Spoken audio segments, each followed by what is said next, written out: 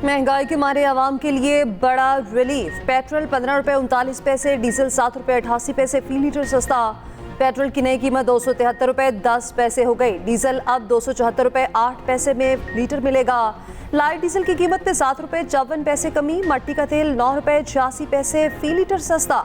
वज़ीर-ए-आज़म की मंजूरी के बाद ओगरा ने नोटिफिकेशन जारी कर दिया। 12 बजते ही नई कीमतों का इत्तलाक हो गया।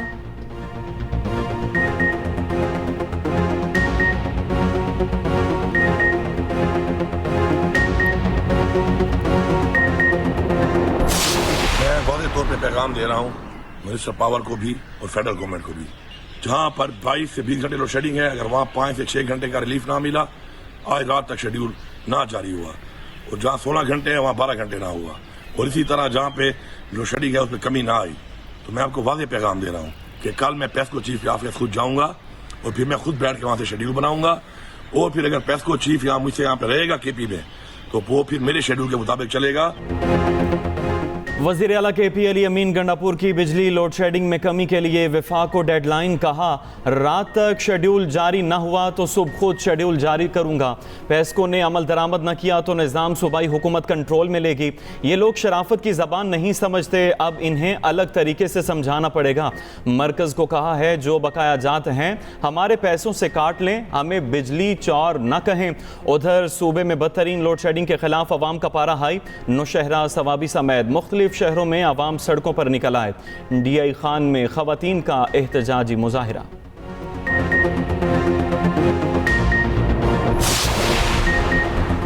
मुआशी बहाली के लिए वफाक और सूबों में इश्तराक नागुज़ीर है। मुल्क की तरक्की और खुशहाली के लिए मुत्तहिद होकर मसाइल के हल तलाश करना होंगे।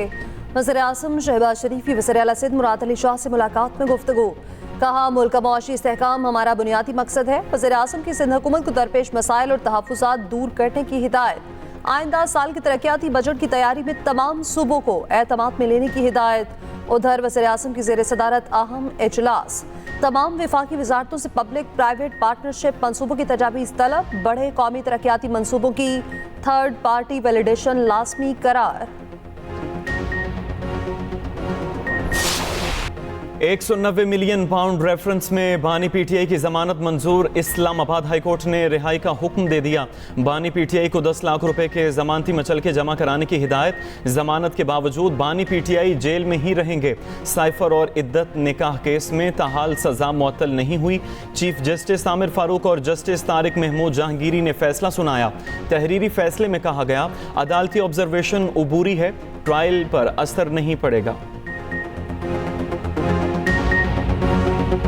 बतौर इनके ये जिद्दोजहद कर रहे हैं रूल ऑफ लॉ के लिए। बात अगर करना है जनाब स्पीकर, तो सिर्फ हमारा अफवाज से, उन्हीं लोगों को जिनको जनाब कायदे हिज़्ब इख्तिलाफ लेक्चर दे रहा था आइन पे और आइन का बालादस्ती पे कि सियासत में मुदाखलत ना करो, उन्हीं को तो वो पांव पकड़ के जबरदस्ती मुदाखलत करवा रहे हैं जनाब स्पीकर।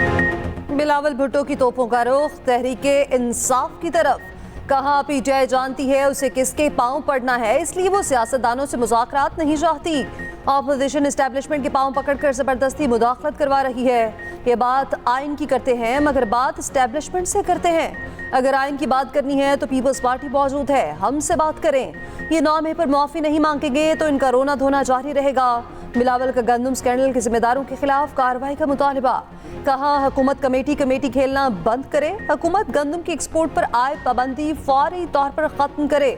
बिलावल की तकरीर के दौरान ऑपोजिशन की नारेबाजी और एहतजाज।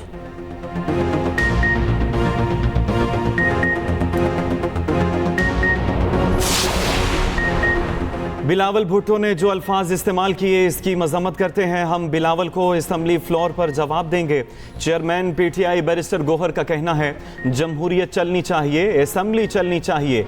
आमिर डोगर बोले बिलावल के अल्फाज किसी लीडर के नहीं हो सकते।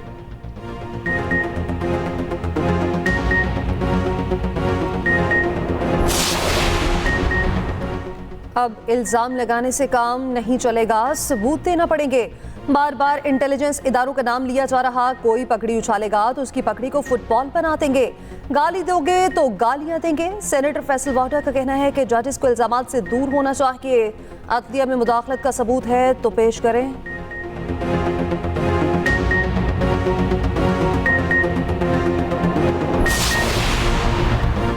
जज खत नहीं लिखते, फैसले सुनाते हैं। आम आदमी को अदालतों से इंसाफ नहीं मिल रहा तो किसको खत लिखे? रहनुमा नून लीग सेनेटर तलाल चौधरी कहते हैं एजाजुल एहसन अपने किए का हिसाब दिए बगैर इस्तीफा देकर चले गए। सबसे पहले सही और गलत फैसलों पर सजा व जजा का निज़ाम अदलिया में होना चाहिए।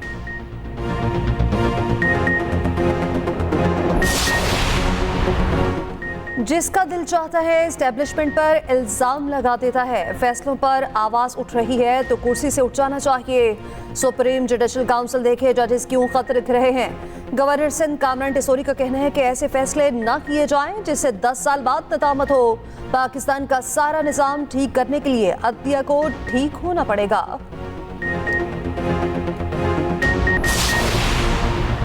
वज़ीर आला पंजाब का प्राइमरी स्कूल के लिए बड़ा इकदाम, 32,000 से ज़ायद टैब देने की मंजूरी। सरकारी स्कूल्स के 3 लाख बच्चों को गूगल सर्टिफिकेशन के लिए मुआहदा होगा।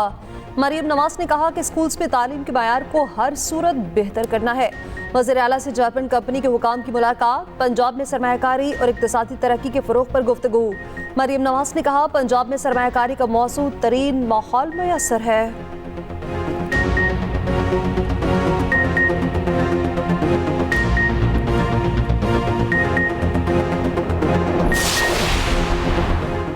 हुकूमत मुस्ताफ़ी हो, इलेक्शन अज़तर न हो, फौज इलेक्शन से दूर रहे। मौलाना फजलुर रहमान ने मुतालबात रख दिए। मुल्तान में मीडिया से गुफ्तगू में कहा ये नहीं हो सकता, एस्टेब्लिशमेंट मुलाजिम भी हो और हाकिम भी। इस जहनीत को ख़त्म करना है। यहाँ एस्टेब्लिशमेंट की मर्जी के बगैर कुछ नहीं हो सकता। कोई कौन होता है मुझे वजारत उज़्मा या वजारत आला की पेशकश करे।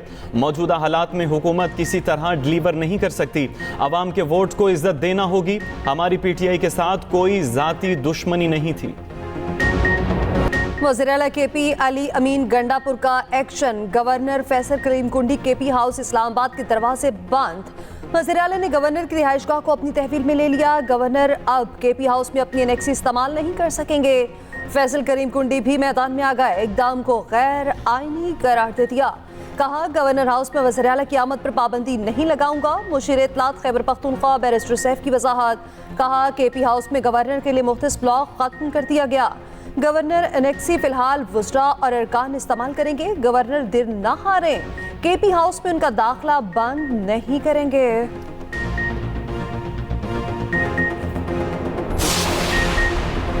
बिजली मजीद महंगी होगी, हुकूमत ने IMF को यकीन दहानी करा दी।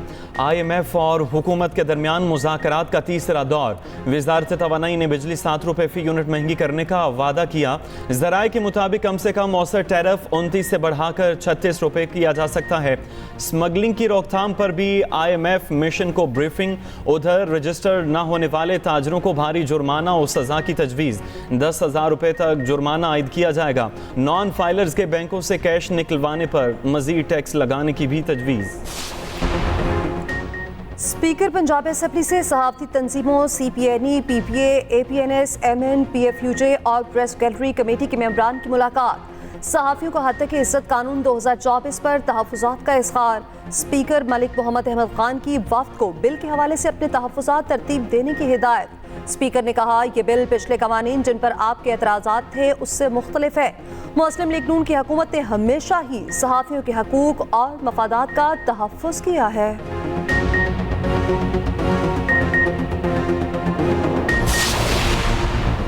कयामत खेज गर्मी ने जानदारों को बेहाल कर दिया। बेशतर शहरों में पारा 40 से ऊपर चला गया। स्कूलों में बच्चे बेहोश होने लगे। दादू में 47 डिग्री की गर्मी रिकॉर्ड। हैदराबाद में पारा 43 डिग्री तक जा पहुंचा। लाहौर में 41 डिग्री दर्जा हरारत। महकमे मौसमियात की गर्मी की शदीद लहर की पेशगोई।